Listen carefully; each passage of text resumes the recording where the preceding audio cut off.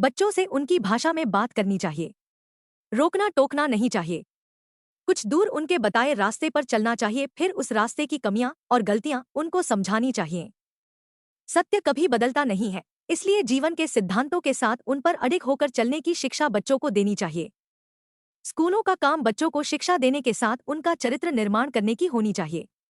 बच्चों की जिंदगी बेहतर बनाने में स्कूलों का बहुत बड़ा योगदान है।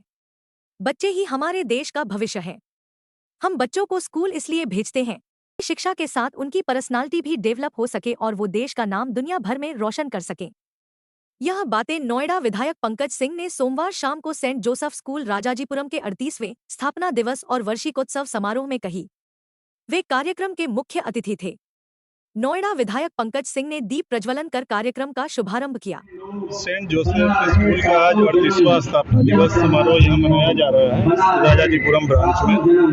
यहाँ आकर मुझे हार्दिक प्रसन्नता हुई। सेंट जोसेफ की जो परंपरा है एक गुणवत्तापूर्ण शिक्षा प्रदान करने की, क्वालिटी एजुकेशन की, वो हम लोग यहाँ मूर्त रूप में देख रहे हैं। यहाँ इसी स्कूल की एक एलुमनाई यहाँ मौजूद है जो सिविल जज के रूप में बाराबंकी में तैनात है। आज वो भी यहाँ मौजूद है।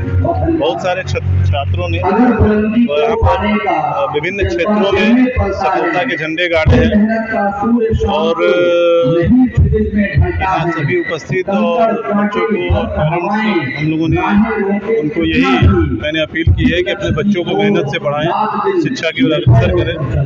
साथ ही साथ जो 20 मई को चुनाव होने हैं लखनऊ में, उसके लिए सभी लोगों ने यहाँ मतदाता शपथ भी ली है और यह प्रण किया है कि लखनऊ में हम 75% न्यूनतम मतदान का जो लक्ष्य है उसको हम लोग प्राप्त करेंगे और लखनऊ को डिस्टिंक्शन के साथ चुनाव में पास कराएंगे। सर, आज आपका राजाजीपुरम की ब्रांच में आज दूसरे दिन का प्रोग्राम, उसके बारे में क्या कहना चाहिए? आज समापन हुआ है 2 दिवसीय जो हमारा वार्षिक समारोह था और स्थापना दिवस 37 वर्षों के बाद 38वें सत्र में प्रवेश, और ये निसंदेह बड़ी खुशी की बात होती है। और इस बार का जो हमारा पूरा समारोह रहा है उसमें सबसे बड़ी खास बात रही कि जो मुख्य अतिथि के रूप में थे वो हमारे ही विद्यालय के पूर्व छात्र। उनके आगमन पर आज सभी लोगों को जो खुशी हुई है, उनके गुरुजनों से जब वो मिले हैं, क्लासरूम में हमारे साथ उन्होंने जाके अपनी उन यादों को ताज़ा किया, तो वाकई में आज का पल बड़ा अलग था। और ये कहीं ना कहीं एक गुरु होने के नाते, क्योंकि मैं being the managing director of the school, उससे पहले मैं अपने आप को एक टीचर मानता हूँ और इन बच्चों को यही कोशिश करता हूँ वो शिक्षा दे सकूँ या उस मार्ग पर लेके चल सकूँ जहाँ से देश का नाम रोशन करें। तो आज मेरे लिए बड़ी बात है। आज देखा गया कि कई आपने पेरेंट्स को भी सम्मानित किया है, उसके बारे में क्या कहना है? देखिए, हम ये मान के चलते हैं कि जब भी कोई कार्य की शुरुआत होती है तो उसमें सबका सहयोग होता है और विद्यालय एक संस्था, वहाँ पर यदि पेरेंट्स का सहयोग नहीं होगा तो हम कभी आगे नहीं बढ़ पाएंगे। आज 37 वर्षों में सेंट जोसेफ ने जो मुकाम हासिल किया है उसमें कहीं ना कहीं पेरेंट्स का बहुत बड़ा सहयोग है। और जैसा कि हमारे प्रिंसिपल ने कहा, ये नहीं कि वो हमारी बड़ी तारीफ करते हैं, ऐसे नहीं है। वो पेरेंट हैं जो हमारी कोई भी कमी होती है तो उसको ज़रूर बताते हैं। एक हितैषी के रूप में वो ये मान के चलते हैं कि अगर हम बताएंगे तो स्कूल का कोई बाहर से क्रिटिसाइज़ कभी नहीं करने पाएगा।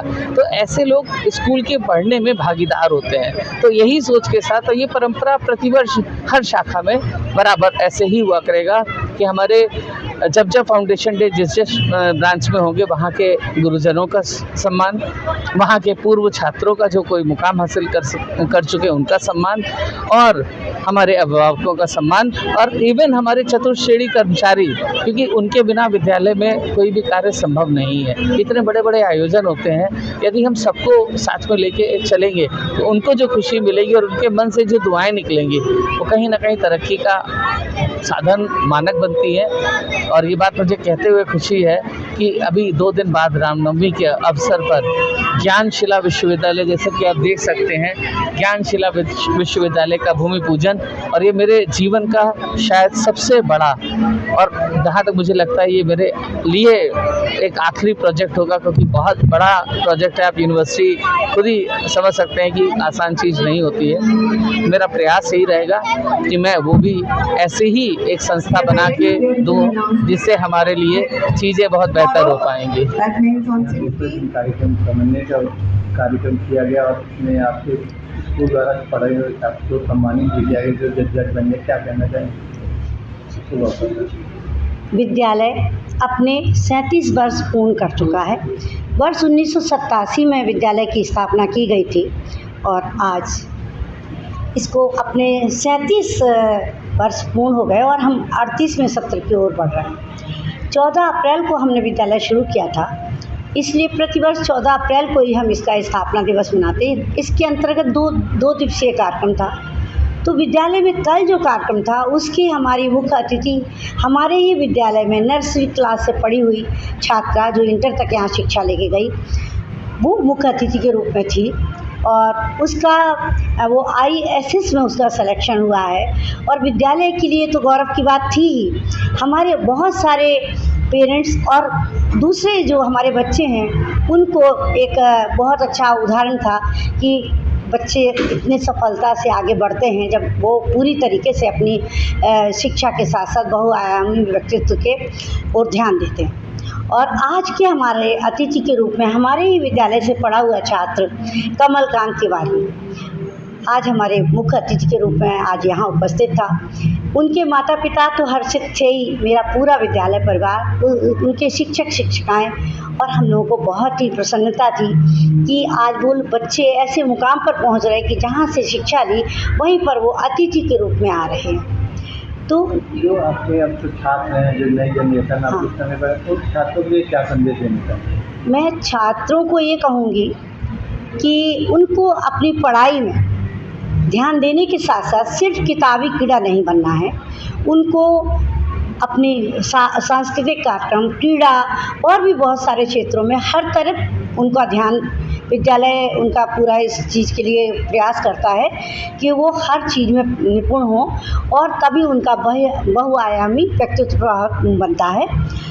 मैं पेरेंट्स को ख़ास तौर से एक संदेश देना चाहती हूँ कि पहले कितने बच्चे हुआ करते थे, माँ बाप उतना ध्यान भी नहीं देते थे, लेकिन समय दूसरा था और बच्चे स्वयं ही अपनी शिक्षा अच्छे से करते थे।